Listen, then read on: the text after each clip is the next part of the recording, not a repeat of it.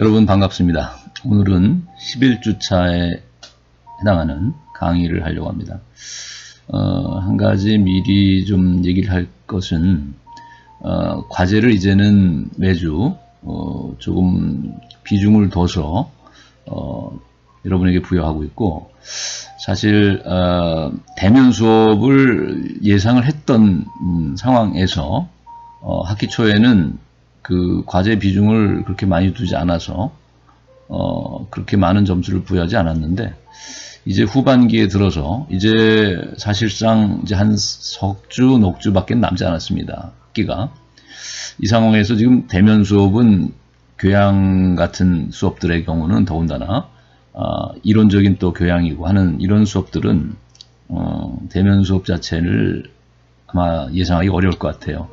학교에서는 이제 기말 시험만큼은 대면 오프라인으로 강의실에서 이제 시험 보도록 일단은 계획을 세우고 있지만, 그것조차도 일단 그 계획일 뿐이고 상황을 또 봐야 될 것 같아요. 뭐 여러분에게 양해를 구할 것은, 사실 교양은 알다시피 70명, 최대 뭐 70명까지도 들어가고 이런 많은 수의 학생들이 듣는 과목이다 보니까 대면 수업을 하려면은 이제 그 교육부의 방침도 그렇고, 또 우리가 상식적으로도 사회적 거리두기를 유지하면서 대면 수업이 이루어져야 되는데, 그렇게 해야 된다면은 강의실에 수용할 수 있는 인원의 반밖에는 여러분이 들어올 수 없는데, 강의실이 그렇게 여건이 충분하지 않죠. 그래서 100명 이상을 수용할 수 있는 강의실이 있어야만 여러분들이 대면 수업을 할 수 있겠는데, 일단 강의실 확보가 어려운 상황입니다. 그래서 여러가지, 또 마스크를 쓰고 수업한다든지 여러가지 문제로 인해서 친밀한 대면 수업이 이루어질 수가 없는 그런 어려운 상황이다 보니 교양 수업은, 특히 이런 이론적인 교양은 대면 수업이 어렵다고 봐야 될 것 같아요. 그래서 과제 비중을 이제 높일 수밖에 없어요. 왜냐하면 여러분이 시험을 지금 중간 시험도 없고, 그다음에 이제 기말 시험 하나 남아 있다고 하지만 그것도 지금 확실하게 여러분에게 장담하기는 어려운 상황이거든요. 그래서 기말조차도 예를 들면 오프라인으로 할 수 없는 상황이 온다면은 지금 과제를 통해서 여러분에게 성적을 부여하는 근거를 거기서 찾아야 하기 때문에, 그래서 여러분이 이제 보면 알겠지만은 후반부에는 지금 과제 비중의 점수들을 좀 높이고 있어요. 그래서 계획표가 아마 수정되어야 될 것 같아요. 아마 이제 또 계획표 수정이 가능하도록 학교에서는 이제 지침이 내려올 것 같은데, 지금 그 계획표상에 있는 점수의 그 퍼센테이지들은 여러분이 일단은 괄호 쳐놓고 과제를 충실히 할 수 있으면 좋겠고, 특히 선택지를 여러분이 이제 객관적인 문제를 낸다 하더라도 선택지를 고를 때 수업 시간에 꼭 다뤄지지 않은 내용조차도 사실은 다룰 수가 있는 그 선택지에 나오는 것들이 있어요. 그래서 여러분에게 난이도를 조정하는 그런 관점도 있기 때문에, 사실 교재나 여러분이 강의 자료실을 여러분이 활용하라고 그랬죠. 자료실에 올라 있는 2권의 교재가 있으니까 이 수업과 관련된 그런 부분을 특히 찾아서 예습 내지는 복습을 통해서 보완을 하시고, 또 어떤 철학자의 사상에 대해서 여러분이 잘 모르는 경우가 많을 텐데, 그럴 경우는 최소한 검색을 통해서라도 그 철학자의 이름을 쳐서라도 그 철학자의 기본적인 그 사상이나 그 특징이나 이런 것들은 여러분이 검색을 통해서도 충분히 간단하게라도 소개된 철학사전도 있고, 뭐 위키피디아 뭐 등등 블로그 등 여러가지 여러분이 자료가 있을 수 있으니까, 아주 최소한의 자료라도 검색을 통해서 그 사상의 핵심이나 기본적인 내용들을 보충해서 이해해 주시기 바랍니다. 그래야만 선택지 안에는 강의와 교환 안에 반드시 100% 들어있지 않은, 그래서 추론을 해야 할 내용도 다뤄질 수 있다는 것. 그래서 여러분이 좀 사고실험이나 추론을 요하는 이런 선택지도 간혹 한두 개가 섞여 있을 수 있기 때문에, 여러분이 난이도 조정도 있고 해서 그런 선택지를 구성할 예상을 하고, 여러분이 감안해서 강의 자료실에 교재들을 참고하시고, 또 검색도 할 수 있으면 간단한 검색은 해서 여러분이 좀 사고 실험이나 충분한 성찰을 토대로 해서 답안을 작성해 주셨으면 좋겠습니다. 네. 오늘은 크게 이제 두 가지의 주제인데, 하나는 계몽이란 무엇인가라는 주제와 관련해서 교재 철학의 향기에 나와 있는 그 내용들을 다룰 것이고요. 그 다음에 또 하나는 레미제라블이라는 영화죠.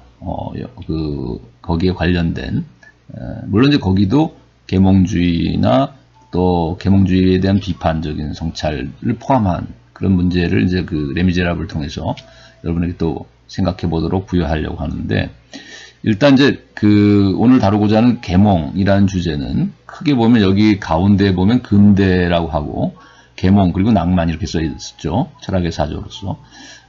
우리가 이제 지난 시간에 사실 그 과제로 내줬던 그 아우구스티누스나 뭐 플라톤, 소크라테스, 이거 이제 지난 시간에 다뤘던 것이 고대 중세의 철학이었죠. 철학의 사조로 보자면 오늘 다뤄야 할 내용은 이제 계몽이란 무엇인가니까 계몽주의와 관련되겠지만은 또한 계몽을 비판한 칸트를 다루기 때문에 낭만주의하고도 연결고리가 좀 있는 것이죠. 그런데 그 지난 시간에 했던 그 예를 들면 이 플라톤의 사상하고 아우구스티누스의 사상은 유사점이 있으면서도 상당히 차이점이 있습니다.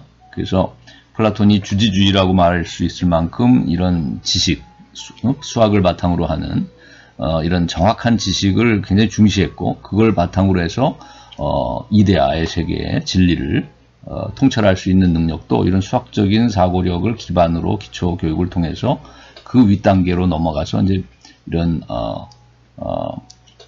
그 이데아에 대한 이성적인 통찰에 이를 수 있다라는 생각을 했거든요.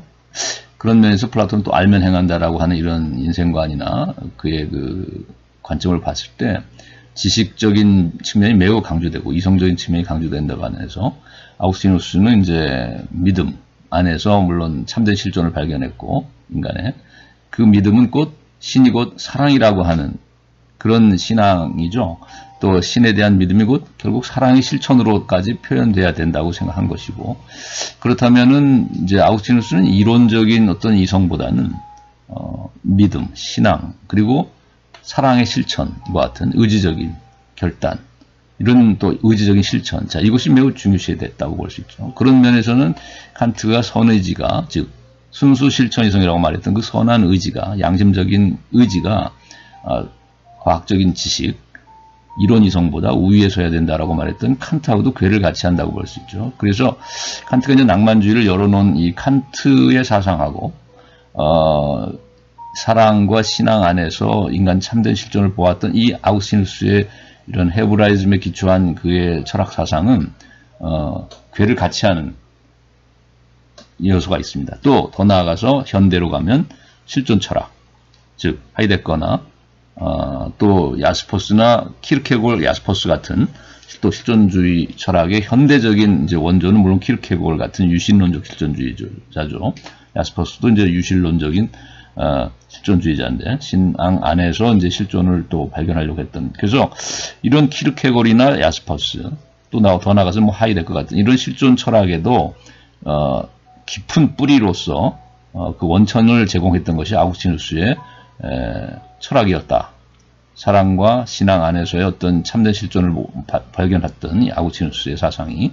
그래서 우리가 이제 선택지 안에서 여러분이 지난 시간 문제 중에서도 좀 성찰을 요구했던 선택지가 있었을 거예요. 그래서 지금 이 철학사조의 큰 흐름을 여러분이 오른쪽과 왼쪽으로 나눠서 여기 정리를 해놨으니까, 이런 알면 행한다라는 이 표 아래서 지적인 능력, 이성을 굉장히 중시했던 플라톤과 같은 이런 헬레니즘적인 고대의 철학은 근대의 이성을 중요시했던 수학적인 이성이죠. 특히 데카르트의, 수학자인 데카르트의 이런 과학 지식을 중요시했던 이 계몽주의의 발달의 기초가 된, 뿌리가 될 수 있다고 볼 수 있고, 또 더 나아가서는 오늘날의 기술의 발달을 가져온 산업사회와 이런 후기 자본주의를 낳은 이런 그 원천에는 이런 플라톤주의가 있을 수 있겠다. 헬레니즘적인 주지주의가 있을 수 있겠다. 그러나 아구스티누스의 이런 또 신앙과 사랑의 실천을 강조한 아구스티누스의 이런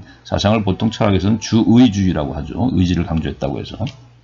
그래서 이런 주의주의적인 측면은 선한 의지를 강조했던 칸트나 또 아름다움과 이런 순간 체험, 예술적인 체험을, 미적인 체험을 중요시했던 쉘링의 이런 낭만주의 사상하고도 연결고리를 갖는 것이죠. 이런 정의적인 요소를 강조한 낭만주의의 주정주의 또는 주의주의적인 요소가 이제 낭만주의의 본괴를 형성하는데 본류를 이런 주의주의나 주정주의의 뿌리에는 아구스티누스의 주의주의적인 또 아주 이런 신앙적이고도 체험적인 이런 또 의지적인 요소를 강조한 이런 아구스티누스적인 그 철학의 사상이 낭만주의의 밑받침을 줬고 그것이 또 더 나가서 오늘날의 실존주의 우리가 염려라든지 불안이라든지 이런 기분, 정서를 또 중요시하는 것이 실존주의자죠. 또한 인간의 결단, 기투 이런 인간의 의지적인 결단을 또 중요시하는 것이 자유의지를 중요시하는 것이 실존주의이기 때문에 실존 철학이기 때문에 자, 이런 모든 요소들이 신앙 안에서 참된 자유를 발견했던 아구스티누스나 또 선한 의지는 결국 양심의 자유를 실현하는 것이 이제 선한 의지인데 이런 양심의 자유를 매우 중요시하는 칸트나 또 쉘링도 뭐 의지가 근원적인 것이라고 생각하고 있고 무의식이나 어떤 인간의 의지적인 측면을 굉장히 또 파고 들어갔던 것이 후기의 쉘링이기 때문에 이것이 오늘날 이제 프로이드 같은 정신분석에도 영향을 줬고 또 실존 철학에도 키르케골 같은 이제 실존 철학을 열어놓은 현대적인 원류인 이 키르케골의 철학은 쉘링의 강의를 직접 들었죠. 말년에 쉘링이 베를린 대학에서 강의를 했을 때 해겔이 죽고 나서 베를린 대학의 그 해겔의 자리를 대신해서 가서 강의를 했던 이제 쉘링의 강의를 키르케골이 그 덴마크에서 이제 이 베를린까지 와서 강의를 직접 들었던 거예요. 쉘링의 강의를. 그렇기 때문에 이런 낭만주의 철학자의 그 사상이 실존 철학에 직접적인 영향을 줬다고 볼 수 있는 것이죠.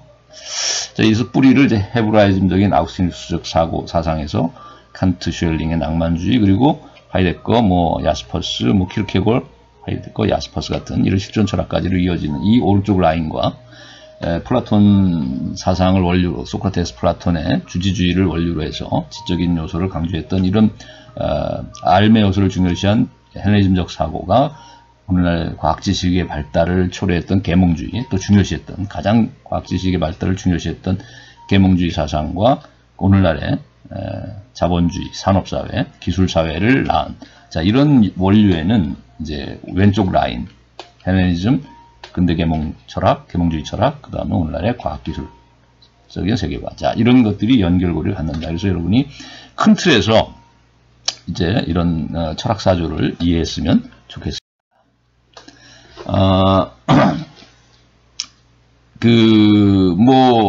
좀 이제 지금까지 했던 내용들 중에서 우리가 동화를 크게 두 편을 봤는데 하나는 피노키오고 또 하나는 여기 가운데 오른쪽 그림에 약간 나와 있는 센과 치히로의 행방불명이죠.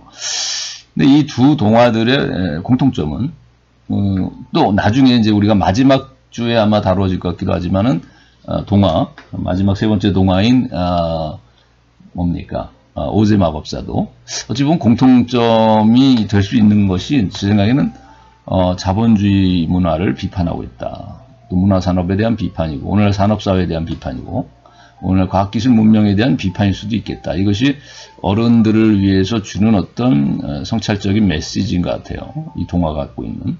또 이것은 우리가 오늘날 그 헬레니즘의 그 사고와는 좀 궤를 달리해서 헤브라이즘적인 요소로 얘기했던 그 아구스티누스의 어떤 사상 이것이 오늘날 실존 철학 낭만주의나 실존주의 철학하고도 연결고리를 맨다고 그랬는데 그 뿌리가 되고 자 그래서 우리가 이런 그 낭만주의나 사실 이 피노키오나 또 우리가 마지막에 다루는 그 오즈의 마법사 같은 동화들은 대부분의 동화들은 사실 그림 형제의 동화도 그렇고 위서부화도 그렇고 이 모든 동화들이라는 것은 거의 어느 시대에 나타나냐면 서양의 문화사에서 보자면 낭만주의 시대에 나옵니다. 그런데 이 낭만주의 시대의 뿌리가 되는 것이 아까도 말했지만 낭만주의 철학의 뿌리가 이제 헤브라이즘적 요소라고 했단 말이죠.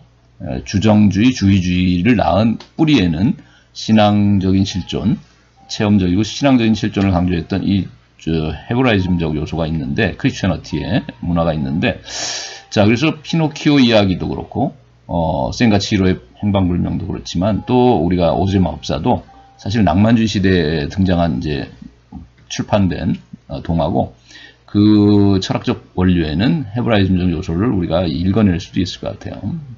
오늘날 자본주의 비판으로 현대적으로 읽어낼 수도 있고. 그래서 우리가 피노키오 이야기에서 우리가 코가 길어지고 거짓말을 해서 또 당나귀로 변하죠. 그의 이기적인 욕심, 욕망 추구로 인해서 결국 플레저 아일랜드로 끌려가서 결국은 이제 거기 뭐 마약이나 무슨 뭐 활락을 거기서 이제 맛보면서 친구와 함께 이 친구는 완전히 당나귀로 바뀌었고 점점 이제 귀가 커지고 지금 가운데 그림 보면 피노키오도 당나귀로 변하는 과정에 있었죠. 그러다가 이제 고래 뱃속으로 그죠? 빨려 들어간 이런 이제 상황인데, 자 이렇게 당나귀가 되고 코가 길어지고 자 이런 것으로 변신이 변해버린 이 꼭두각시 나무 인형 이 마리오네트 피노키오는 어떻게 해서 착한 아이, 리얼보이가 되는가? 자 이것이 여러분이 그 동화의 줄거리를 통해서 한번 발견해내면 좋겠고, 그 다음에 센과 치히로의 행방불명에서도 어떤 이름을 잃어버리고 얼굴도 잃어버린 채 이제 돼지로 변한 그 어머니, 아버지도 그렇고 그 이외에도 많은 사람들이 거기 이렇게 돼지로 변한 모습으로 나타나고 있는데, 자 우리가 자본주의 사회 속에서, 산업사회, 기술사회 속에서 이렇게 이름을 잃어버리고 정체성을 상실하고 자신의 본래적인 실존의 모습을 상실한 채 비본래적으로 이렇게 퇴락, 뭐 하이데거식 말하면 비본래적 실존으로 변한 이 퇴락한, 뭐 종교적으로는 뭐 타락이란 말 쓰겠지만, 자 이런 퇴락한 인간 군상들을 이제 우리가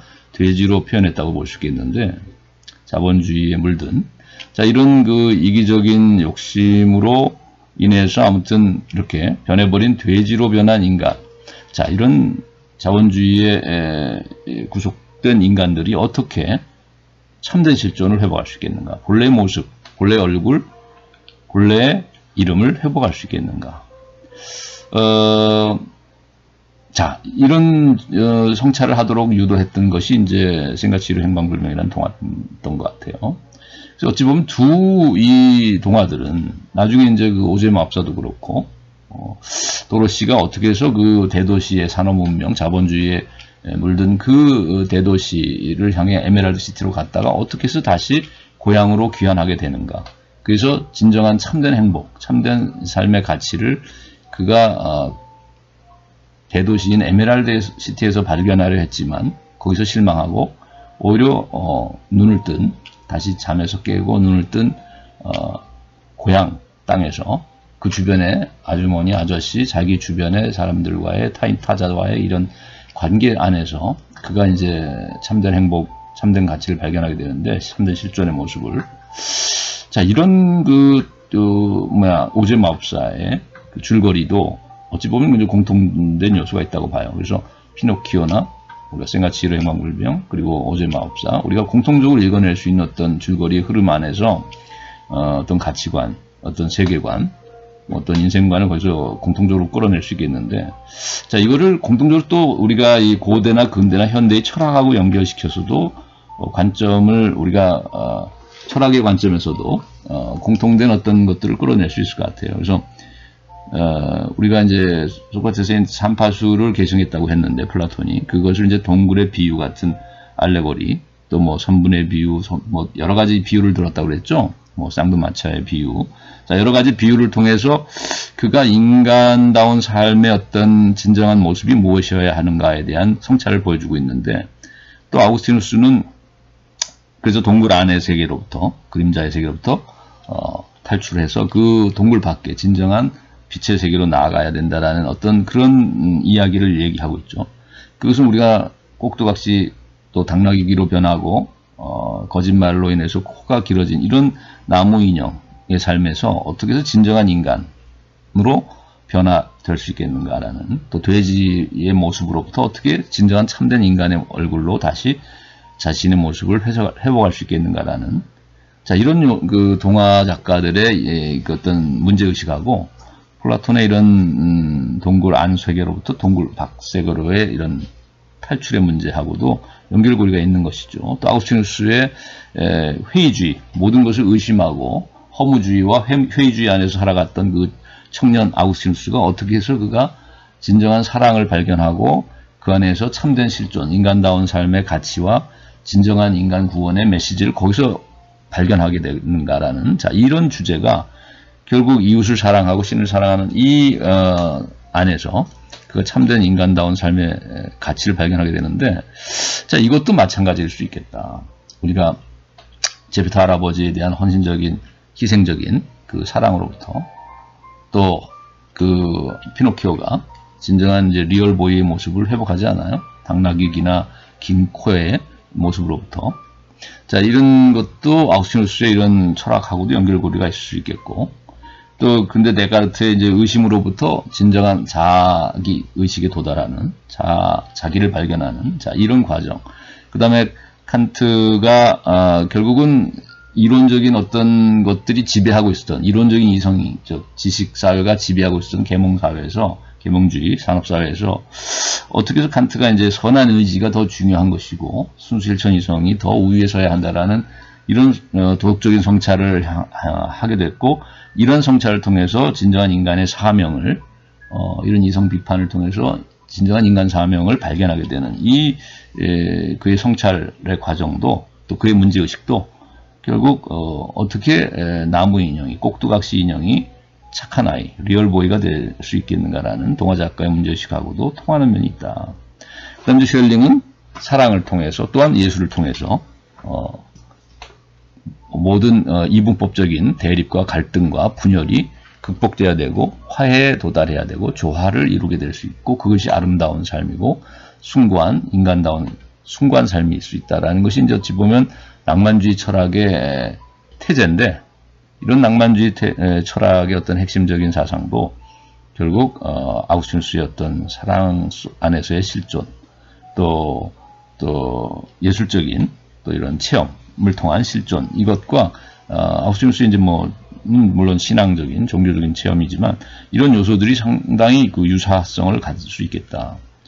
또 하이데거의 이제 비본래적인 인간의 삶으로부터 본래적인 삶으로의 회복, 그 이기적인 어떤 퇴락한 인간의 삶으로부터 탈존을 통해서 정말 자기를 이겨낸 이런 탈존을 통해서 참된 실존으로 나아갈 수 있다라는 것. 후기 사회에서는, 초기 사회에서는 이제 결단을 통해서 그 피투적인 기투를 통해서 과거의 부채를 떠안고 과거의 어떤 자신의 과오들을 떠안는, 그건 이제 피투적인, 그리고 미래를 향해 내던지는 기투라고 했죠.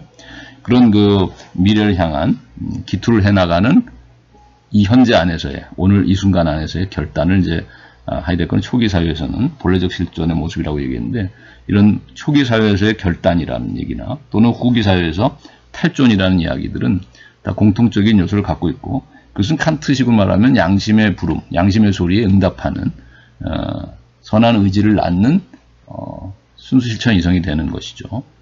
그것이 이제 하이데거도 후기에는 이제 존재의 부름에 응답한다라는 표현을 썼지만, 초기에는 하이데거도 이런 결단의 참된 그러니까 본래적 실존, 참된 실존이라는 것을 결국 결단이라고 얘기했을 때 그것을 어떻게 특징 지었냐면은 양심의 소리에 응답하는 것으로 초기에는 얘기했죠. 후기에는 존재의 소리에, 존재의 부름에 응답하는 것으로 얘기했지만, 그래서 그 점에서 칸트의 선한 의지를 낳는 이성으로의 어떤 그 변화된 모습이 인간의 진정한 참된 이성의 사명이고 인간의 사명일 수 있겠다라고 이제 칸트가 얘기했다면, 이건 하이데거의 또 실존 철학하고도 연결고리를 갖는 것이고, 또 프랑클의 이제 실존 분석과 의미치를 통해서 무의미하고 허무한 이런 삶의 자포자기한 삶으로부터, 절망적인 상태로부터, 불안과 또 우울과 절망이라는 이런 인간의 어떤 병적인 정신의 병으로부터 그가 탈출할 수 있는 방식으로 이제 자신의 실존을 조명함을 통해서, 분석을 함을 통해서 진정한 의미를 발견해 나가는 이런 로고테라피의 이제 기법들, 뭐 탈성찰, 역설지향, 그 다음에 태도 변경이 가장 중요하다고 얘기했죠, 마지막으로. 그래서 어떻게 그가 이런 허무주의에 빠졌던 삶이 어떻게 해서 또는 불안과 우울과 이런 절망에 빠졌던 삶이 어떻게 해서 희망을 찾게 되고 그가 어떻게 해서 새로운 삶의 의미를 발견하게 되는가 하는 것은 결국 태도 변경하고도 관계되고, 이것은 하이데거의 본래적 실존을 향한 결단하고도 연결되는 것이죠. 또는 탈존하고도 연결되는 것이죠. 그것은 아구스티누스가 허무주의를 극복했던 것과도 마찬가지고, 신앙 안에서 또는 이웃 사랑 안에서. 그래서 하이데거 이런 결단이나 탈존은 프랑클의 관점에서 보자면 의미 치료의 하나의 중요한 방법론이 될 수 있겠다. 태도 변경이라고 말했던 그의 의미 치료의 방법론이 바로 결단이나 또 하이데거의 실존 철학으로 보자면 탈존을 의미하는 것이고, 아구스티누스식으로 보라면 사랑의 실천이 될 수 있는 거겠죠. 이웃사랑이나 신에 대한 사랑. 쉘링으로 치면은 예술적인 체험을 통해서 그런 변화가 이루어질 수 있다고 볼 수 있는 것이고, 칸트식으로 보라면 선한 의지를 통해서, 또 비판 이론가들에 의하면 이제 이런 기술적인 관심의 지배하에서 도구적 이성의 전면적인 지배하에 있었던 이런 전체주의적인 이런 사회 안에서 그가 해방적 관심을 되찾고 이런 1차원적 인간을 벗어나서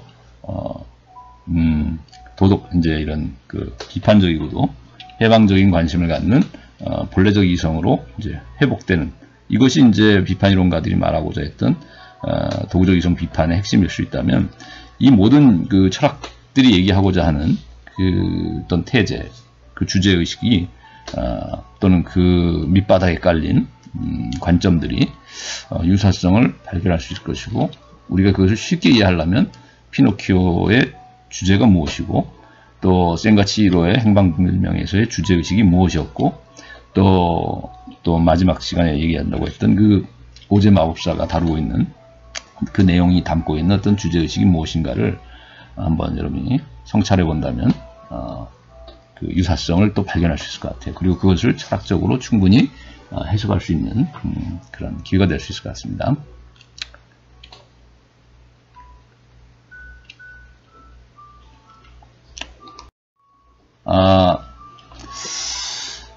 그 다음에 이제 계몽 첫째 주제로 이제 넘어가서, 우리가 계몽이란 무엇인가라는 것이 이제 요번에 다루고자 하는 이제 주제인데, 철학의 향기와 역사 이야기에 다루고 있는 챕터를 여러분이 보시면 인간과 도덕에 대해서 다루고 있는 그 내용 중에서 여기서 보면 첫 번째가 이제 뭐냐면 계몽의 두 의미인데, 그것은 지난번에 얘기했던 이성의 두 의미하고도 연결고리가 있을 거예요. 합리성 내지 이성의 두 의미. 요 두 번째 절에서 이제 합리성의 두 의미를 다루고 있는데, 자, 우리가 계몽을 크게 두 가지 의미로 본다면, 여기 지금 맨 첫 줄에 보면 계몽이란 무엇인가에 대한 답변이라고 하는 1783년에 출판된 칸트의 말년의 작은 글이라고 했죠. 말년에 발표한. 자, 이 글에서 칸트가 제시하고 있는 계몽의 개념은 크게 두 가지를 다루고 있다고 봐야 돼요. 하나는 그 시대, 1783년이라고 하는 이 18세기의 계몽시대라고 말해지는데, 이 계몽시대의 사람들이 생각하고 있었던 일반적인 관점, 계몽에 대한 이해, 그것이 이제 시대적 개념으로서의 계몽이라고 볼 수 있는 것이죠. 그런데 여기서 계몽이란 무엇인가에 대한 답변이라는 글에서 칸트가 보여주고 있는 계몽에 대한 정의는 이런 시대적 개념을 오히려 성찰하고 비판하면서 자기 나름의 이제 새로운 의미를 여기서 제시하는데, 계몽이라는 것은 원래 이래야 된다라고 제시하고 있죠. 자, 이것은 시대적 개념을 넘어서서 오늘날도 충분히 이해될 수 있는, 또 오늘날도 성찰할 내용적 가치를 갖는 비판적인 개념이라고 말할 수 있겠습니다. 그래서 그게 시대적 개념으로서의 계몽하고 비판적 개념으로서의 계몽을 우리가 나눠서 이해할 수 있겠다. 그래서 뭐 또 다른 말로 하면 우리가 문자적인 의미에서의 개념하고 또 성찰적 의미에서의 개념, 이렇게 둘로 나눠볼 수도 있을 거예요. 우리가 철학이라는 것은, 철학적인 또 질문이나 철학적인 성찰이라는 것은 우리가 사전적인 또는 일상적으로 사람들이 생각하는 이런 개념이나 관점, 어떤 낱말의 정의에 거기에만 그 표면적인 의미에만, 그것이 이제 표면적 의미인데, 우리가 사전적으로 우리가 이해할 수 있는 어떤 글씨를, 어떤 낱말을 찾아서 그 개념의 의미를 발견하려고 우리가 사전을 찾아보잖아요. 그 사전에 나와 있는 내용들이야말로 이제 그게 사실 표면적 의미인데, 그 일상적이고 표면적이고 일반적인 의미들을 거기에 만족하는 것은 사실 철학적인 태도는 아닌 것이죠. 철학은 항상 보다 근본적인 그 토대를 묻는다고 그랬잖아요. 주체적이고 또 비판적으로 그것이 건강하고 있는 전제들을 물으려고 하고 근본적으로. 그래서 보다 포괄적인, 왜냐하면 하나의 그 표면적 의미만을 다루는 것이 아니라 그것이 근본적인 의미를 좀 더 성찰하기 때문에 좀 더 훨씬 더 폭넓은 이해에 도달할 수 있는 것이죠. 더 깊은 이해에 도달할 수도 있고. 그래서 철학적 성찰은 표면적 의미만이 아니라 그 심층적 의미를 또 탐구한다고 얘기했는데, 그래서 우리가 계몽의 이런 시대적 개념은 표면적 의미라면 계몽의 이런 비판적 개념은 이제 심층적인 성찰적인 개념의 의미라고 볼 수 있겠다. 자, 그래서 칸트는 뭐라고 얘기하냐면 자신의 시대인 18세기를 계몽의 시대라고는 얘기하는데, 하지만 우리가 계몽의 시대이긴 하지만 과연 계몽된 시대라고 할 수 있겠는가라는 질문을 하고, 그렇지는 않다라고 얘기를 하고 있어요. 그래서 여기서 계몽의 시대라고 말할 때 계몽하고 계몽된 시대라고 할 때 계몽의 의미가 다른 것이죠. 즉 첫 번째 그 계몽의 시대라고 할 때 계몽이란 말은 시대적 개념으로서의 계몽, 표면적인 의미에서의 계몽을, 문자적 의미에서의 계몽을 얘기하는 것입니다. 즉 자기 시대가 18세기를 우리는 다 계몽 시대라고 얘기합니다. 역사 철학이나 역사서 안에서 문화사나 우리가 역사책 안에서 18세기는 이제 계몽 시대라고 얘기하니까 당연히 계몽의 시대라는 것이죠. 그 18세기는. 그러나 18세기가 곧 계몽된 시대인가라고 질문했을 때 칸트는 그렇지 않다라고 얘기하고 있어요. 그럼 여기서 말한 계몽은 그 시대적 개념으로서의 계몽을 얘기하는 게 아니죠. 표면적인 의미의 또 문자적 의미에서 계몽을 얘기하는 것이 아닌 것이죠. 자, 그럼 어떤 의미에서 칸트는 그러면 계몽된 시대가 아니라고 얘기하고 있는가? 계몽주의 시대를 왜 계몽된 시대가 아니라고 얘기하고 있는가라고 했을 때 두 번째 우리가 문단을 이해해야 되는데, 칸트가 계몽을 그럼 어떻게 여기서 두 번째 이해하고 있는가를 여기서 보여주는 건데, 계몽을 스스로 책임져야 할 위성숙으로부터의 해방이라고 정의를 내리고 있습니다. 그러면 우리가 앞에서 표면적 의미의, 시대적 의미의 또는 문자적 의미에서 계몽이란 무엇이냐 하면 그것은 무지몽매로부터 벗어남이라는 그 문자적 의미이기 때문에, 그건 뭐냐면 무지한 상태, 지식 정보가 없는 상태에서 지식과 정보를 깨우쳐가지고 지식 정보화된 사회로 가는 것, 또 지식 정보를 갖게 된 인간이 되는 것. 자, 이것이 계몽의 의미죠. 시대적 의미고 문자적 의미고 표면적 의미입니다. 근데 칸트는 그래서 계몽의 시대라는 말은 긍정했지만 그런 의미에서, 왜냐면 그 시대가 뭐 활자가 발명됐고 구텐베르그의 무슨 또 여러 가지 문자들이 많이 지식 정보가 넘쳐나는 과학 혁명 시대였고 하니까. 그러나 칸트는 계몽된 시대가 아니라고 할 때 그 계몽이라는 의미는 여기 두 번째 의미로 이해했다는 것이죠. 스스로 책임져야 할 위성수로부터 해방된 시대는 아니다라는 거예요. 즉 그 얘기는 뭐냐면 그 시대는 여전히 자신의 삶에 대한 책임을 지지 못하고 있고 사람들이 성숙하지 못한 미성숙한 삶으로부터 벗어나지 못하고 있다는 것이죠. 자, 그래서 우리가 이제 여기 여러분이 그 유튜브 만화라는 것을 클릭해 보라고 했는데, 여러분이 이거를 이제 여기는 이제 동영상이니까 볼 수 없지만 여러분이 첨부된 파일을 PPT를 열어보시면 PPT 슬라이드로 열어보시고 슬라이드 안에서 이걸 누르시면 클릭하면 아마 만화를 볼 수 있을 겁니다. 그래서 누군가가 만들어 놓은 이 칸트의 계몽에 대한 정의에 대해서 누군가 만화로 만들어 놓은 게 있어서 여러분이 한번 참고하시기 바라요. 자, 그래서 여기서 우리가 칸트가 스스로 책임져야 할 미성수로부터 해방이라고 계몽을 정의했다고 할 때 이 비판적 의미라는 것은, 그럼 여기서 미성숙이란 뭐냐? 미성숙이란 지성과 지식의 결의 문제가 아니다라고 칸트는 말하고 있어요. 즉 계몽이라는 것이 원래 시대적인 의미는 지성과 지식의 발달을 의미하는 것인데, 칸트는 여기서 계몽의 핵심이 미성숙으로부터 벗어나고 해방하는 것이라고 말하면서, 그러나 미성숙은 지성과 지식의 결여가 문제가 아니다라고 얘기했다는 것은 자신은 이 시대적 의미로서의 계몽의 의미를 와는 다른 계몽을 생각하고 있다는 것이죠. 그래서 이 미성숙이라는 것은 지식의 결여 때문에 생겨나는 것이 아니라 지성의 결여 때문이 아니라 스스로 지성을 사용할 수 있는 결단과 용기가 없기 때문이다라고 얘기하고 있어요. 그렇다면 얘기는 뭐냐면 우리가 왜 헬레니즘이 주지주의고 우리가 헤브라이즘은 이제 주의주의적인 요소가 있다고 했는데 자, 칸트는 헬레니즘이라기보다는 헤브라이즘과의 연결고리를 또 갖는다고 여기서 볼 수 있겠죠. 왜냐하면 지성의 문제만이 아니고 지식, 이성의 문제만이 아니라 그 지식이나 지성을 또는 이성을 사용할 수 있는 결단과 용기. 자, 이것은 무엇에 의해서 이루어집니까? 지성이나 이성을 사용할 수 있는 결단과 용기라는 것은 뭐예요? 자유로운 의지로부터 이루어지는 것이죠. 그러니까 이게 의지적인 요소, 선한 의지로 선용할 것인가, 악한 성향을 가지고 악의를 가지고서 악용할 것인가. 자, 이것은 훨씬 더 중요한 문제라는 거예요. 지식이나 정보나 지성의 능력보다도 훨씬 중요한 것은 선한 의지를 가지고 이걸 결단할 것인가 아니면 악의를 가지고 이것을 결단할 것인가. 그래서 진정한 용기 있는 결단을 할 것인가 아니면 만용이나 비겁한 결단을 할 것인가. 이것이 훨씬 더 중요한 인간 성숙에 있어서 훨씬 중요한 요소라는 것이죠.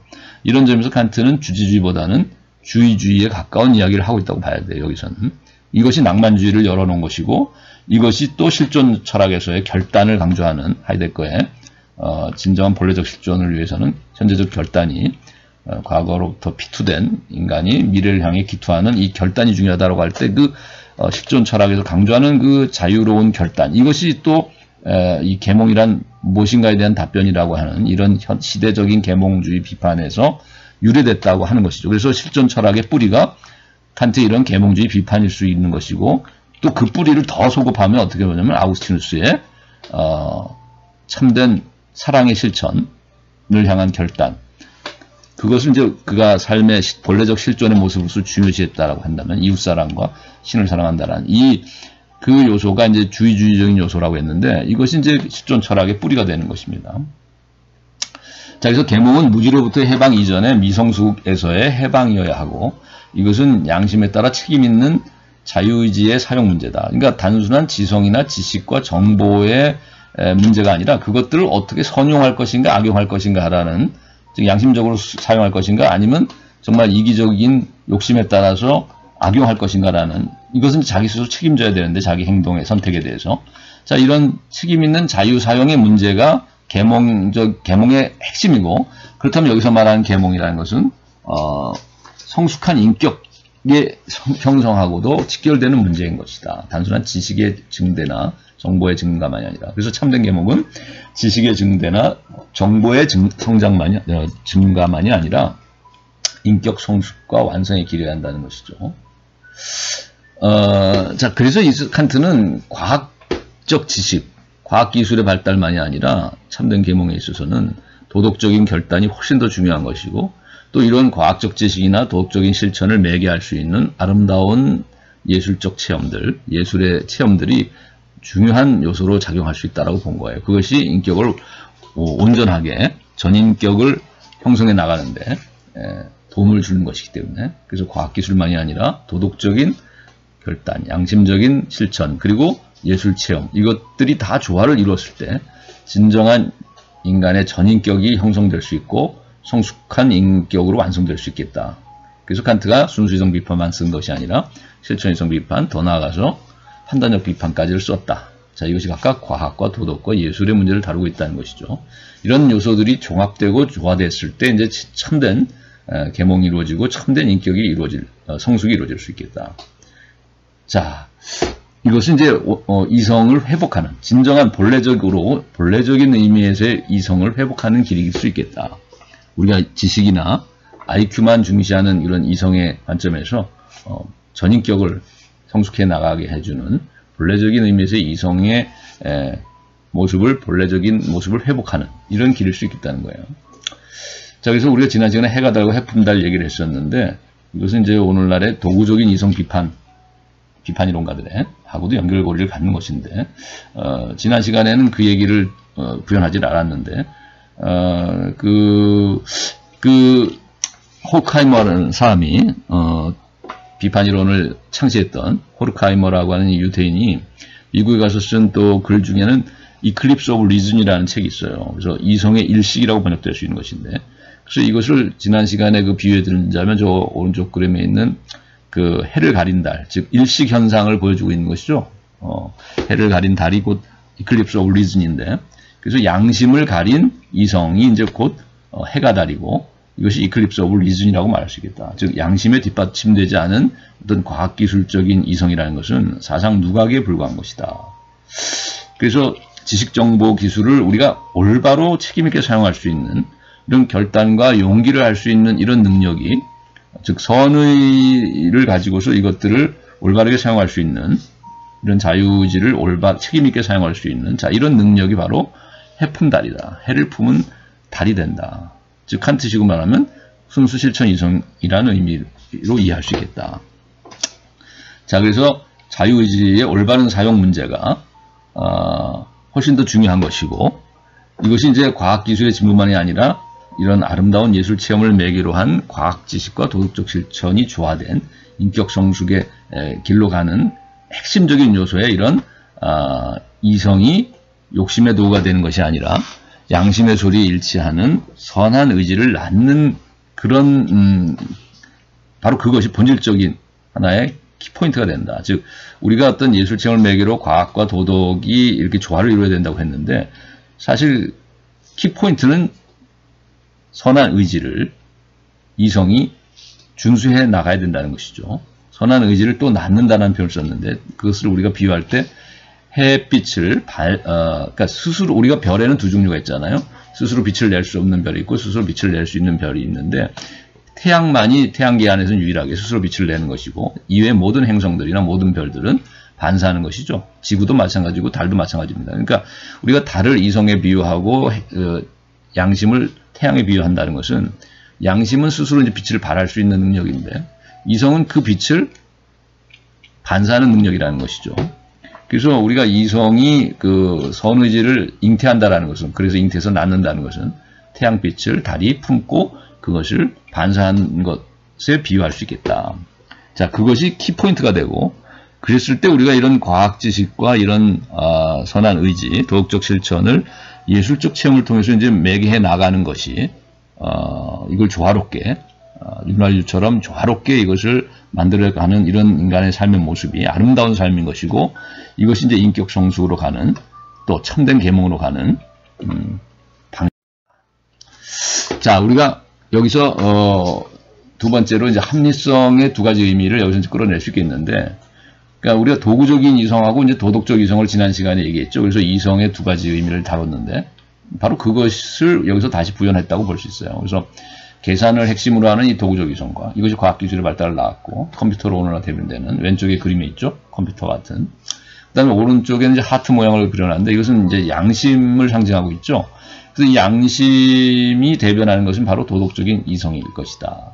그래서 우리가 합리성을 두 가지로 구별해 본다면, 이런 과학적인 합리성이 있고 과학기술적인, 또 하나는 도덕적인 합리성이 있을 수 있겠다는 거예요. 그래서 우리가 똑똑함이라는 우리말과 올바름이라는 말은 서로 구별되는데, 둘 다 합리적인 것을 의미하죠. 똑똑한 사람도 우리가 합리적이다라는 표현을 쓸 수 있고 리즈너블하다고 말할 수 있고, 올바른 사람도 우리가 리즈너블하다고 말할 수 있을 거예요. 근데 그 리즌이라는 의미가, 리즈너블하다는 의미가 다르다는 것이죠.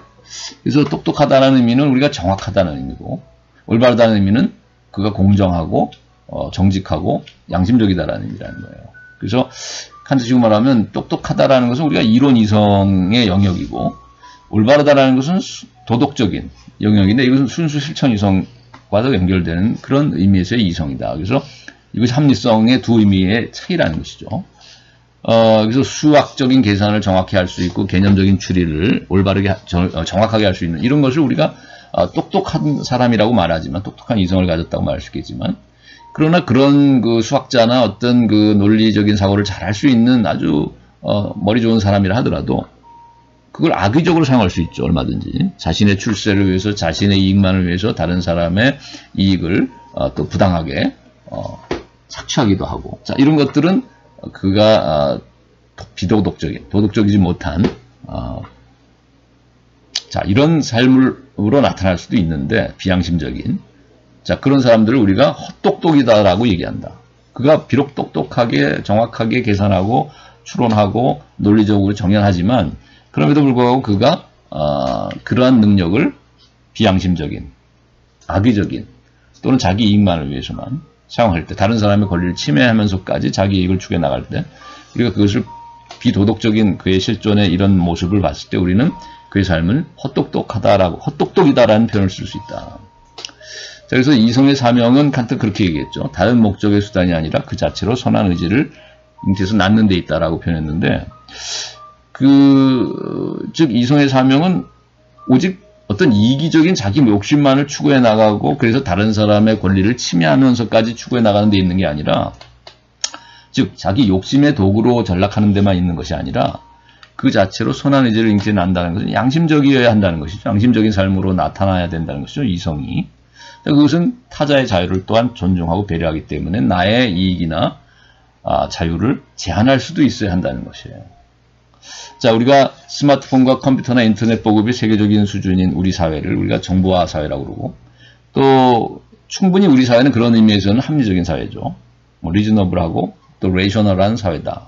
그러나 아바타 게임에 우리가 중독돼 가지고 진짜 아이를 굶겨 죽인 우리가 20대 젊은 부부 얘기가 있었죠. 예전 그 신문에 얼마 전에. 또 게임 아이템 때문에 살인을 하기도 하고 찾아가 가지고 그죠? 거래를 하다가 성사가 안 되니까 가서 아예 그 사람을 죽이기까지도 하는가 하면, 또 개인 정보를 해킹하고 그런 여러 가지 사이버 범죄들, 그 다음에 보험금을 노린 가족 청부 사례 등. 그러니까 우리가 아내가 남편을, 또 남편이 아내를 청부 살해하기까지도 한다는 거예요. 생명보험을 들어놓고 돈을 얻기 위해서. 자, 또는 택시 운전사가 자기 보험금을, 자기 자녀들의 상해보험을 들어놓고 자기 자녀의 손가락을 절단하는 사건도 있었죠. 자, 이런 것들을 봤을 때 우리의 상황은, 오늘날 우리 사회의 모습은 후자의 의미에서는 비합리적일 수밖에 없는 사회가 아닌가. 그러니까 즉 올바르지 못한 사회가 아닌가. 즉 부당한, 도덕적으로 비도덕적인, 비양심적인 그런 사회가 아닌가. 그런 의미에서는 우리가 합리적이다라고 말할 수 없다. 그러니까 우리 사회를 우리가 불합리하다라고 얘기하잖아요. 자, 이런 의미에서 불합리하다라는 것은 우리가 정보화가 안 됐다는 뜻도 아니고 과학기술적인 능력이 부족하다는 뜻도 아니죠. 우리 사회가 불합리하다는 의미는 후자의 의미에 도덕적인 관점에서 올바르지 못하다, 공정하지 못하다, 양심적이지 못하다라는 비판일 것입니다. 그래서 우리가 이런 우리 사회 모습을 얼빠진 계산기가 아니냐, 또는 똑똑하긴 한데 헛똑똑 아닌가, 이런 사회, 우리 오늘날 1차원적인 인간들의 모습들은 얼빠진 계산기거나 헛똑똑이 아닌가. 우리가 왜냐면 게임은 누구보다도 잘하잖아요. 아주 기술적으로 아주 그냥 장인들이잖아요. 너무나도 잘하는 전문가들이지만 그것 때문에 어떤 사람을 살인하기도 하고 그것 때문에 아주 비양심적인 이런 행위들을 저질렀다고 한다면, 또 자기 아이를 굶겨 죽이는 모습을 봤을 때는 이거는 정말 헛똑똑이다. 그 기술이 어떤 의미를 갖겠는가 과연 인간 실존에 있어서. 자, 그래서 나중에 이제 그 예전 드라마 중에 하얀 거탑이라는 드라마가 있었는데 그 외과 의사 장준혁이라는 사람이 나오는데 그 얘기는 다음에 좀 하겠습니다. 자, 그래서 이런 비양심적으로 사용된 똑똑함이나 냉철함이라는 것은 그를 헛똑똑이로 만들 뿐만 아니라 어리숙한 악인보다도 그를 더욱 위험하고 더욱 가증스럽게 만들지 않는가. 그래서 우리가 그 이해라는 것은 또 역시 다음에 또 다루기로 하죠. 자, 그래서 우리가 이렇게 봤을 때 전자의 합리성, 즉 똑똑함이라는 의미에서 합리성보다 올바름이라는 의미에서 합리성이 더욱 중요한 합리성이지 않을까 하는 생각을 하게 돼요. 왜냐하면 타인을 배려하는 이런 양심에 기초한 이런 그리고 투명함과 공정함이라는 것이 우리가 정확하고 정밀한 계산적인 똑똑함을 규제해 나가고 인도해 나갈 때 비로소 우리 경제가 지속 가능한 성장도 할 수 있고, 또 우리 지역사회나 국가가 또한 인류가 꾸준히 번영해 나갈 수 있는 그 기초를 제공해 줄 것이고, 또 현대사회의 화두라고 할 수 있는 인간의 얼굴을 한 자본주의라는 것도 이런 후자의 의미에서 합리성이 확보될 때 비로소 가능한 것이지, 전자의 의미에서 합리성, 정확한 계산이나 똑똑한 이런 그 합리성을 추구해 나간다고만 해서, 다른 말로 하면 과학기술이 발달하고 컴퓨터가 빠른 속도로 진보돼 나간다고 해서 인간의 얼굴을 한 인격적인 사회, 인간의 얼굴을 한 자본주의는 생겨날 수 없고 오히려 천민자본주의 또 아주 정말 냉혹하고 비양심적이고 비인간적인 자본주의 사회로 귀결될 위험이 크다. 뭘 해저들을 낳을 수 있는. 자, 그래서 이런 양심적인 행위라는 것은 단순한 계산의 정확성과는 달라서 타자에 대한 배려나 또 사랑이 전제되어야 한다면 우리가 오늘날 포스트 모던한 철학자 중에서 엠마누엘 레비나스라는 철학자가 있는데 프랑스에 이 사람이 강조하는 것은 도덕적인 삶이죠. 도덕적인 실존인데 그 핵심을 뭐라고 얘기하냐면은 타자의 얼굴에 책임을 느끼고 행동하는 삶. 그것이 도덕적 실존의 본질이라고 얘기하는데 자 이것이 바로 또 칸트식으로 얘기하면 순수 실천 이성이 되는 방식이겠죠. 자 그래서 우리가 이 교과서적인 교재에는 제 3절에서 자 참된 계몽이란 이제 뭐라고 얘기하고 있냐면 우리가 과학기술의 진보만이 아니라 우리가 아름다운 예술 체험을 매개로 과학적인 지식이나 도덕적 실천이 서로 조화된 인격 성숙의 길이어야 하고 그것이 바로 인간의 이성을 본래적으로 회복해 나가는 방식일 수 있겠다. 그래서 우리가 이제 키워드는 도덕적인 실천이고 선한 의지를 낳는 이 요소가 과학적인 지식만이 아니라 이 도덕적 실천이 매우 중요하다고 얘기했는데 이성의 어떤 사명으로서 이제 그 두 가지 요소가 서로 갈등을 일으킬 수도 있기 때문에 태양과 달이 어떤 갈등을 일으킬 수도 있고 예를 들면 달이 전면에 나서서 태양을 가리게 돼버리면 즉 도덕적인 요소를 과학이 무시해 버릴 수가 있는데 이럴 경우에는 비참한 겉만 번지르한 비참이라고 칸트가 이제 얘기했던 비도덕적 사회를 낳는 것이고 비인간적인 자본주의를 낳는 것이고 정말 비인격적인 기술 문명을 낳을 텐데 그런 산업사회 속에서 인간 소외를 낳을 텐데 자 이런 두 가지 대립할 수 있는 달과 태양을 과학과 도덕을 매개할 수 있는 그 윤활유 같은 역할을 할 수 있는 것은 바로 무엇이겠는가 하면 아름다움을 느낄 줄 알고 우리가 숭고함을 느낄 줄 아는 또 그것을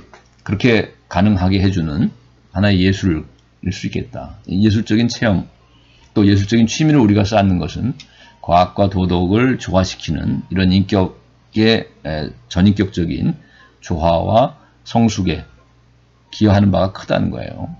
자, 이것이 인간의 이성을 본래적으로 회복하는 길이고 그래서 칸트도 순수이성 비판, 실천이성 비판뿐만 아니라 마지막에 판단력 비판이라는 세 가지 비판서를 쓴 것은 이런 과학과 도덕과 예술의 전인격적 조화를 칸트가 또 추구했던 것이고 그것이 인간의 진정한 계몽의 길이다. 참된 계몽의 길이다라고 얘기했던 것이죠.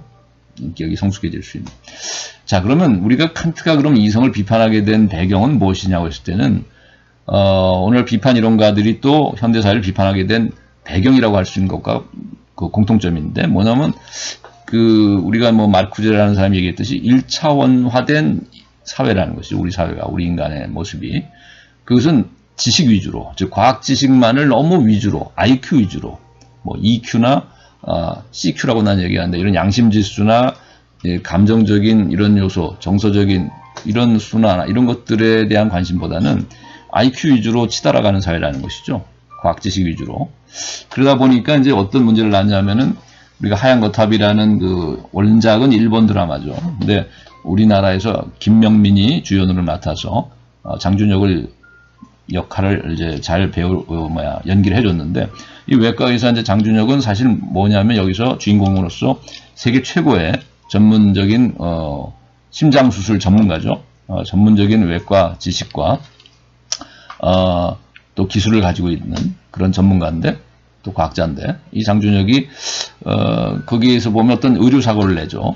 그 자기 팀이 이제 의료 사고를 내는데 그 책임을 회피하려고 자신의 전문 지식을 사용해서 자기가 이제 변론을 합니다. 직접 재판에 나가서. 그래서 이제 1심에서는 승소하죠. 물론 이제 2심, 3심에 가서는 좀 패소할 수도 있었는데 최소한 1심에서 이제 승소를 하게 되는데 자 이렇게 자기 합리화와 자기 책임 회피를 수단으로서 자신의 전문 지식과 기술을 도구로 사용하고 있는데 자 그래서 이제 환자의 죽음은 자기 책임이 아니고 자연사인 것이다라고 이제 의학적으로 이론적으로 증명합니다.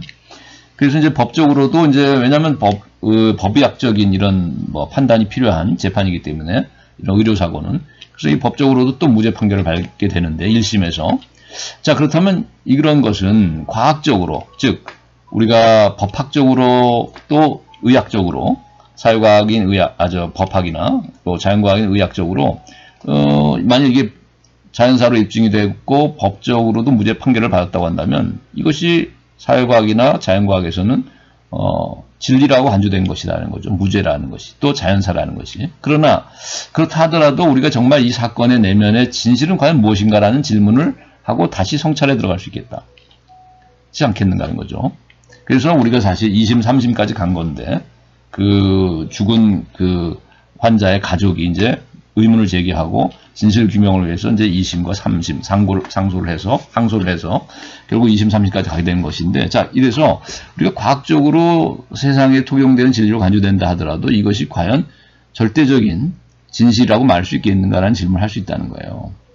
자, 이것을 우리가 철학적으로 해석하자면 칸트의 이론 철학의 결론이 뭐였냐면 과학은 사실은 섬에 비유할 수 있다는 거예요. 과학이 알 수 있는 세계는 표면적인 세계, 현상세계라고 말하죠. 관찰 가능하고 측정 가능한, 관측 가능한 세계, 즉 그걸 섬에 비유했고, 이 섬에 대해서는 그래서 관측 가능한 이런 데이터를 가지고서 측정해 봤을 때는 뭐 자연사로 입증했는 것이지만은, 그러나 그것이 곧 사태의 진실이다라고만 꼭 얘기할 수는 없다. 그래서 칸트 인식론의 결론은 과학은 이런 섬과도 같아서 그 섬 밑에 있는 이 깊은 해저, 또 예를 들면 빙산에 비유한다면 이 세상을 빙산의 일각인 이 표면에 드러난, 수면의 바깥으로 나온 이 빙산의 일각만을 알 수 있을 뿐이지 저 빙산의 밑부리 해당하는 또 저 해저의 그 바다 속, 깊은 바다 속을 과학은 알 수 없다라고 이제 비유할 수 있는 것인데, 그래서 칸트 인식론의 결론이 과학은 자체의 세계, 사물 자체를 알 수 없다. 예지적 세계를 알 수 없다는 거예요. 여기서 이제 사물 자체의 세계라는 것은 어떻게 보면 또 도덕적 세계고, 양심을 통해서는 접근 가능할 수 있는 세계라는 것이죠. 그래서 이 칸트는 실천 철학에서 이성의 사명은 다른 목적의 수단이 아니라 그 자체로 선한 의지, 선의지를 잉태해서 난데 있다라고 이제 얘기했는데, 자, 이 앞에서 말한 의료사고를 합리화한 이런 그 과학적인 입증이 과연 진실이냐라는 질문을 했을 때 진실이 아닐 수도 있다라고 우리가 부정적인 어떤 사람이 대답을 한다면, 그것은 칸트 인식론의 결론인 과학은 이 자체의 세계, 예지적 세계를, 도덕적 세계를 알 수 없다라는 말, 양심의 세계를 알 수 없다라는 말과도 통할 수 있는 것이고, 내면의 진실을 알 수 없다라는 말로도 얘기할 수 있을 것이고, 과학은 또 다른 말로 하면 이성의 사명은 그러나 자신의 욕심의 도구로 전락할 것이 아니라 그 자체로 선한 의지, 양심적인 결단을 향해 나아가는 그것이 바로 이성의 사명이다라는 이런 칸트의 실천 철학에 또 명제하고 연결시켜서 해석해 볼 수 있을 것이다라는 거예요. 이 하얀 거탑의 이런 예를 우리가 현대사회를 비판했던 그 호르카이머나 아도르노나 하버마스 같은 이런 비판 이론가들은 이제 역시 도구적인 이성이라는 것과 이제 어떤 기술적 관심에 지배받는 또 해방적인 관심에 지배받는 인간의 본래적인 이성을 또 구별했는데, 우리가 우리 사회를 이제 예를 들자면 스마트폰이 보편화되고 정보 전사 시스템이 구축된 우리 사회는 참 합리적인 사회다 이렇게 얘기할 수 있겠죠. 그러나 약자는 소외되고 1등만 인정받고 인간의 가치조차도 계산적으로 측정되는 것은 그러나 불합리한 사회다. 이렇게도 얘기할 수 있다는 거예요. 그래서 앞에서 우리가 합리적이다라는 말하고 뒤에서 불합리하다라고 말할 때 그 합리성의 의미가 다른 것이죠. 그 다음에 또 하나 예를 들면 현대는 과학기술이 눈부시게 발전한 아주 레이셔널하고 리즈너블한 합리적인 시대지만, 그러나 또 역설적으로 이클립스 오브 리즌이라고 하는 비판이론가들이 비판했듯이 이성이 일식 현상이 두드러지게 나타나는 사회고 시대고, 또 비인간적이고 불합리함이 지배하는 시대다. 이렇게도 얘기할 수 있다는 거예요. 그래서 여기서 앞에서 합리적이다라는 말이나 뒤에서 불합리하다라는 말, 뒤에서 이성이 일식현상이 나타났다라고 말할 때 그 이성, 앞에서는 합리적이고 이성적이다라고 말할 때 그 이성이나 합리성하고 뒤에서 말한 이성과 합리성의 의미는 서로 다르다는 거예요. 그래서 우리가 기술적 관심으로 얘기될 수 있는 도구적인 이성의 관점하고 우리가 어떤 해방적인 관심을 가지고 얘기될 수 있는 어떤 도덕적인 이성의 관점이 이게 구별될 수 있어야 한다. 자, 그래서 우리가 이제 지난 시간에 해가 달과 해품다를 한번 이제 소개를 했는데, 우리가 그 지금 이제 비판 이론가들하고 다시 연관해서 칸트의 철학하고들 두 개를 다 같이 연결해서 이해하자면, 칸트의 관점에서 해가 달이라는 것은 그 순수한 실천이성이 되지 못한 경험적인 실천이성을 얘기한다라고도 말할 수 있겠죠. 즉 경험적 실천이성이라는 것은 인간의 욕심의 도구가 된 이성을 말하는 것이죠.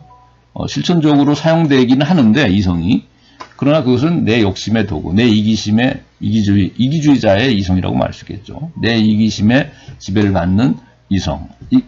그래서 나의 이기적인 이익만을 위해서 다른 사람의 권리를 침해하기까지도 해도 괜찮다라고 생각하고 살아가는 이기주의자의 모습. 이것은 경험적인 실천 이성이 발달한 모습이다. 그리고 그것은 비판 이론가들의 관점에서 보자면 도구적 이성이 지배하는 삶이다고 말할 수 있겠죠. 그 도구적인 이성이 정말 해방적인 관심을 가로치고 오직 기술적인 관심 안에서 자신의 욕망을 추구해 자기 욕망의 수단이자 도구로서만 역할하고 있는 이성이라는 것이죠. 그런가 하면은 이제 비판 이론가들의 관점에서 오른쪽 보름달의 모습은 태양을 품고 그것을 이제 다시 비추는, 반사하는 이런 이제 달의 모습인데, 앞에 거는 이제 달이 태양을 가린 것이죠.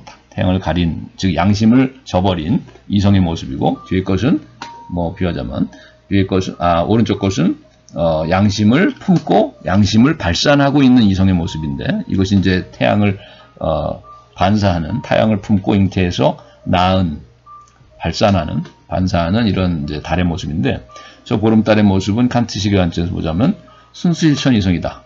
즉 선한 의지를 낳은 이성이다. 즉 이성의 사명을 실현한 이성이다. 실천한.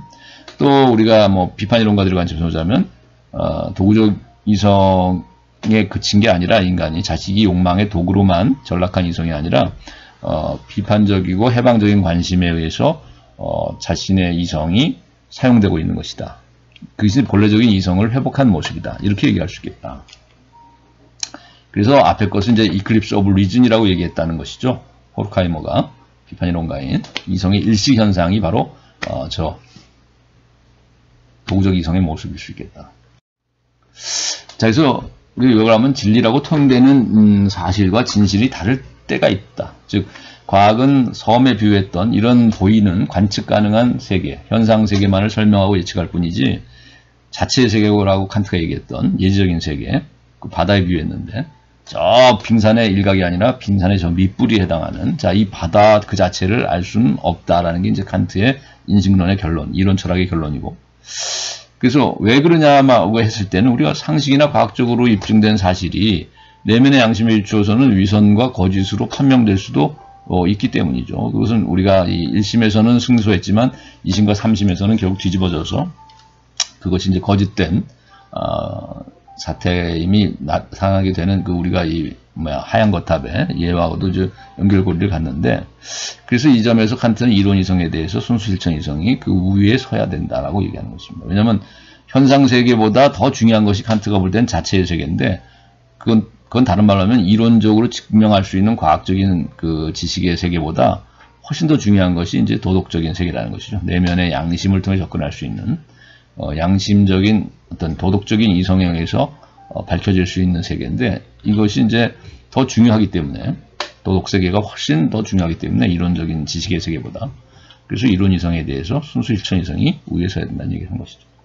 자, 그 다음에 계몽이란, 그래서 그 문자적인 의미에서 enlightenment인데, 영어로는 이 가운데 right라는 말이 있듯이 이 right라는 게 그 빛이죠. 그래서 어둠으로부터 이제 빛으로 나아가는 것이 영어 어원적인 의미일 것입니다. 근데 이 빛의 의미는 두 가지가 있을 수 있다. 하나는 과학기술이라는 의미에서의 빛, 즉 지성의 빛이 있을 수 있고, 또 하나는 양심의 빛, 즉 도덕적인 이런 관점에서의 관심의 빛이 있을 수 있겠다는 것이죠. 근데 훨씬 더 중요한 것이 칸트 입장에서는 양심의 빛이 지성의 빛보다도 더 중요하다라고 본 것이죠.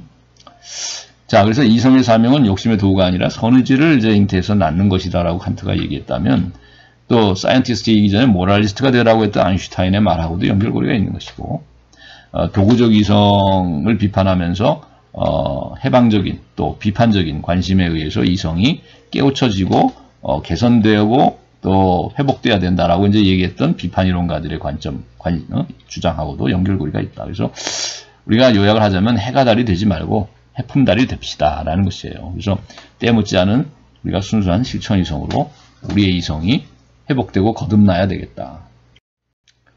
자, 그래서 우리가 이제 레미제라블이란 영화에 대한 얘기로 빨리 이제 넘어가면, 우리가 레미제라블이 배경으로 하는 것은 사실 우리가 맨 밑에 그림의 설명으로 나오는 것처럼 이건 이제 낭만주의 시대의 화가인 프랑스의 들라크루아가 이제 그린 그림이죠. 이게 민중을 이끄는 자유의 여신이라고 번역된 이제 표제를 갖는, 그리고 그 부제가 옆에는 1830년 7월이라고 써 있어요. 그래서 이 프랑스 혁명은 원래 우리 프랑스 대혁명이라는 것은 역사적인 사건으로 보자면 1789, 1789년에 일어난 혁명을 우리가 프랑스의 대혁명이라고 그러고, 그러나 그 프랑스 대혁명이 완성된 혁명이라고 볼 수는 없고, 사실 또 실패했죠. 왜냐하면 프랑스 대혁명 이후에 우리가 그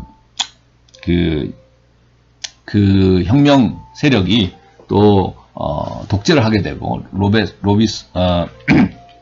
로베스피에르가 이제 독재를 하게 되잖아요. 그래서 단두대를 사용해서 루이 왕만을 목을 자른 것이 아니라 자신의 그 동료, 자신의 혁명 동지들도 다 숙청을 해서 목을 잘랐고, 결국은 로베스피에르 자체가 또 자신도 단두대의 이슬로 사라지게 됐죠. 자, 이런 모습들을 봤을 때, 또 그 이후에 그래서 프랑스가 이제 그 혼란된 틈을 타서 결국은 이제 군부가 장악을 해서 나폴레옹 장군이 군부가 독재를 하게 된 거 아니에요. 그래서 절대 왕정을 이루죠. 또 나폴레옹이 황제로 즉위했잖아요. 그죠? 루이 14세를 이제 제거했는데도 불구하고 결국은 이제 시민혁명을 통해서 그러면 시민사회가 됐느냐 하면 그렇지 못한 채 결국 나폴레옹이 황제가 된 거 아니에요. 그럼 다시 황제국가, 왕정국가가 된 것이죠. 그런가 하면 또 나폴레옹이 이제 그래서 세인트 헬레나로 귀양 가고 패전을 해서 영국과 싸워서, 그래서 결국은 이제 무너지고 왕정이 무너지고 다시 이제 등장한 것은 뭐였냐 하면은 다시 왕정 복구인 거예요. 그러니까 프랑스의 나폴레옹이 황제로 등극했다가 결국 세인트 헬레나로 귀양 가고 워털루 전투에서 패배하고, 그러고 나서 다시 생겨난 이제 정치 형태는 왕정 복구라고 해서 앙시앙 레짐이라고 그러죠. 예전에 정권이 다시, 그러니까 루이 혈통의 사람이 다시 이제 왕으로 올라서게 된 것이죠. 그래서 이런 식의 독재나 이런 왕정이 계속되니까 여기에 대해 반발해서 1789년의 대혁명으로 있었던 그 시민혁명이 다시 이제 계속적으로 소규모의 혁명들로 또 이루어져 나가는데, 그 중에서 1830년 7월에도 또 이런 혁명의 작은 혁명이라고 할 수 있는 혁명이 이제 이루어졌다는 거죠. 그래서 그것을 배경으로 했던 것이 바로 레미제라블이라는 소설에 나오는 혁명이 거기 등장하고 있는데, 그 혁명은 바로 1830년 7월 혁명을 소재로 하고 있다는 거예요.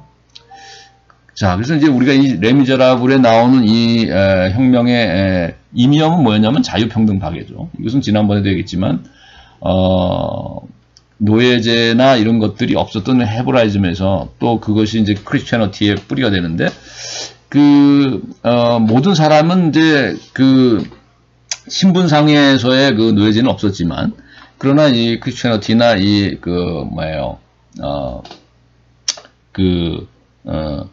헤브라이즘의 관점에서 보자면 모든 인간은 사실은 노예나 다른 바가 없는 것이죠. 왜냐하면 원죄라는 것을 인정하기 때문에, 그죠? 죄의 노예일 수밖에 없는데, 그러나 모든 인간은 그러나 또한 자유인이 될 수 있는데, 그것은 신앙 안에서 또 이웃을 사랑하는 이런 관점에서는 그 사람이 거듭난 삶을 살 수 있다면 그는 이제 자유인일 수밖에 없다. 그래서 모든 인간은 또한 자유인의 가능성이 있는 것이죠. 그래서 노예 계급이 따로 영속하게 있는 것이라기보다는 그래서 또 귀족이 따로 있는 것이 아니라 모든 사람은 죄의 노예지만 또한 모든 사람은 자유로운 존재일 수 있겠다. 그런 점에서 모든 사람은 평등한 것이죠. 그래서 믿음을 갖는 자, 또 사랑을 하는 자는 자유인이 될 수 있는데, 자, 이렇게 자유롭고 또 그런 관점에서 또 평등하고, 그래서 모든 사람을 또 이웃을 사랑해야 한다라는 이 관점이 헤브라이즘에서는 매우 중요한 가치관인 것이고, 또 크리스티애니티에서도 그렇죠. 그걸 뿌리로 하는. 그래서 이런 자유평등 박애라는 이 관점. 물론 이제 헤브라이즘은 그 제한이 좀 있죠. 선민사상 때문에 타민족을 좀 배타시했던 면이 있어서 헤브라이즘이 세계적 종교로 가지 못했는데 세계 종교화된 것은 이제 크리스천어티에 의한 것이죠. 그래서 믿는 자는 모든 만인 평등하게 모든 사람은 다 자유인이 되는 것이고 믿는 자는 모든 민족 모든 개인 하나하나가 그래서 모든 사람들을 아프리카 사람이든 아시아 사람이든 유럽인이든 박애를 통해서 실천해 나가야 된다. 자, 이게 이제 크리스천어티의 이제 핵심 이념인데 이것이 프랑스 혁명에 이제 밑받침이 된 사실 가치관이다. 자, 그래서 우리가 레미제라블에서 여러분이 한번 생각해 볼 것 중에 하나는 근데 장발장이 이제 그 시장이 됐잖아요, 나중에. 근데 그 시장으로서의 지위나 명예를 다 포기하고 법정에서 자신이 24651이다라는 즉 죄수 번호죠. 자신이 곧 과거의 그 탈옥한 죄수다. 자, 도망자 신세인 죄수였음을 고백하고 자백하게 되는데, 자, 그 이유는 과연 무엇일까? 한번 여러분이 한번 생각을 해보시기 바랍니다. 지금 뭐 들라크루아의 이 그림에 나오는 이 자유의 여신이라고 하는 것이 결국 오른쪽에 보면 뉴욕에 지금 세워져 있는 자유의 여신상의 모델이 된 그림이죠. 그리고 또 뭐 콜롬비아사인가요? 미국 영화사 저 횃불을 든 여인도 사실 이 자유의 여신 이 그림을 소재로 해서 만들어진 것 같아요. 자, 그래서 우리가 이제 그 푸시킨의 러시아의 그 국민 시인이라고 하는 삶이라는 시를 썼죠. 푸시킨이. 삶이 그대를 속일지라도 결코 노여하거나 슬퍼하지 말라. 슬픔의 나를 참고 견디면 믿으라 기쁨의 날이 오리니 마음은 미래에 살고 현재는 항상 우울한 것 모든 것은 순간이고 또 지나간 것은 그리워지나니. 자, 여기서 푸시킨의 이런 시인의 이런 시에 담고 있는 어떤 핵심적인 사상이나 또 루소라는 그 낭만주의 시대의 루소라는 또 프랑스 혁명에도 영향을 줬던 거죠. 불평등 기원론이라든가 사회계약론이라든가 에밀이라는 소설을 써서 자, 그래서 자, 이 루소의 이런 그 시민혁명에 영향을 줬던 프랑스 대혁명에도 영향을 줬던 자, 이런 그의 글이라든지 또 칸트의 순수이성 비판, 실천이성 비판, 그리고 판단력 비판이라고 하는 이런 칸트의 3비판서들, 그래서 인간의 이성을 비판했던 칸트. 자, 이런 사람들의 사상의 공통적인 문제의식은 뭘까라고 했을 때 푸시킨이나 루소나 칸트나 우리가 시대적으로 보면 19세기 사람들이라고 봐야 되겠죠. 자, 그래서 이 사람들은 낭만주의 시대지. 그죠? 그래서 낭만주의 시대의 공통적인 문제의식은 뭐냐 하면 낭만주의 철학의 핵심은 계몽을 비판하는 것이죠. 계몽주의를 비판하는 것이죠. 계몽주의를 또 비판한다는 것은 뭐냐면 계몽주의의 그 어떤 한계, 일면성을 비판하면서 극복해 나가자.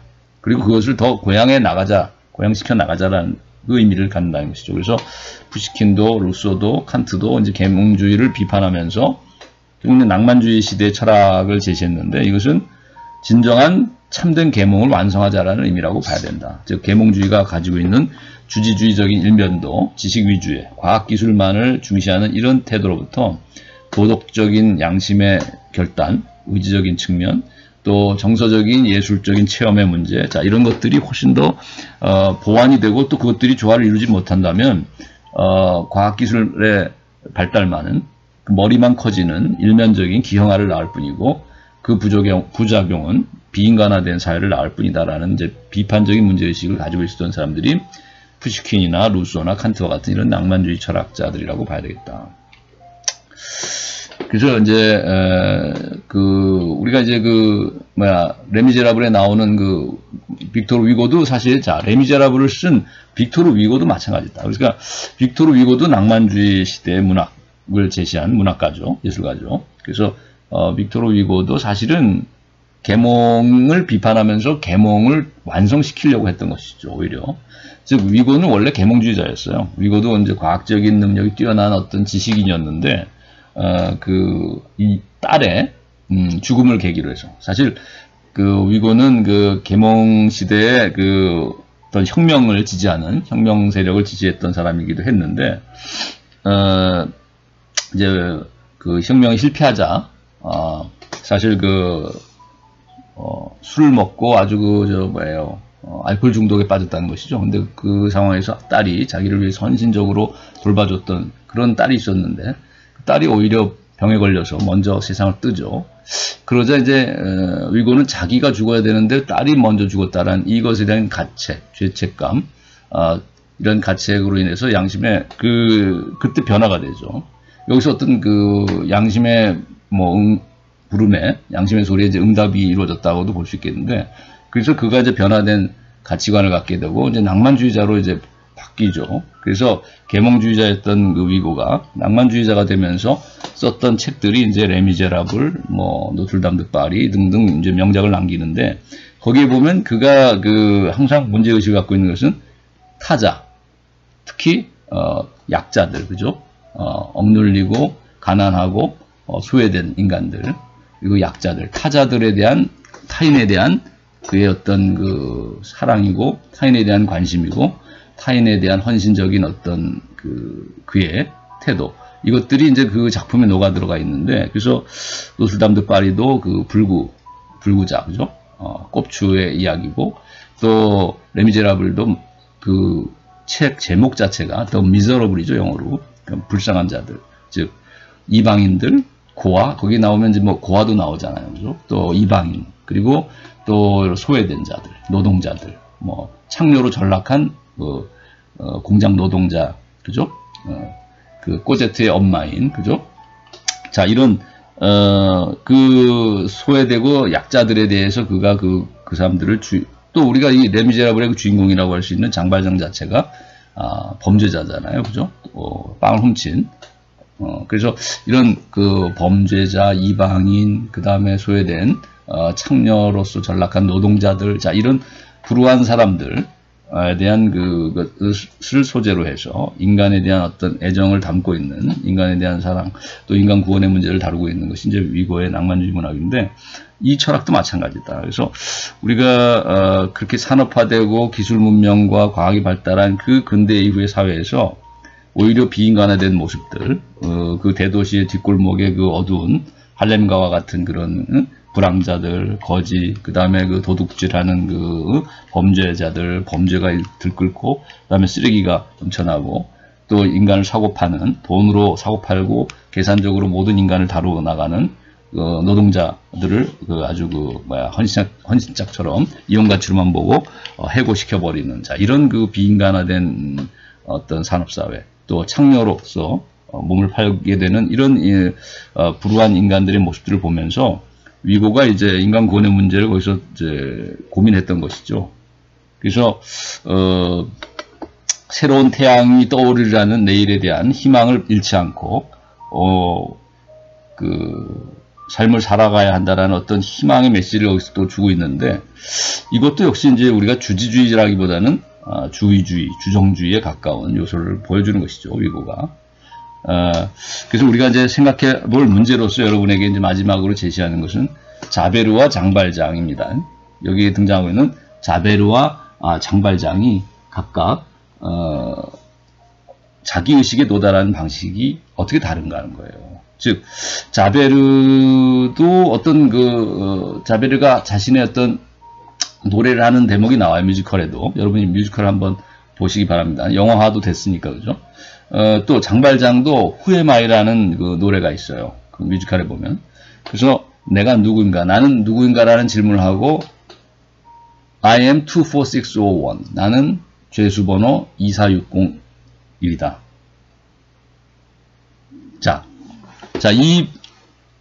이런 자각, 자기의식에 도달하게 되는데, 장발장이 후에마이라는 노래를 통해서 보여주고 있는 자기의식에 도달하는 어떤 그 의식의 흐름, 그의 성찰의 과정, 성찰의 내용들.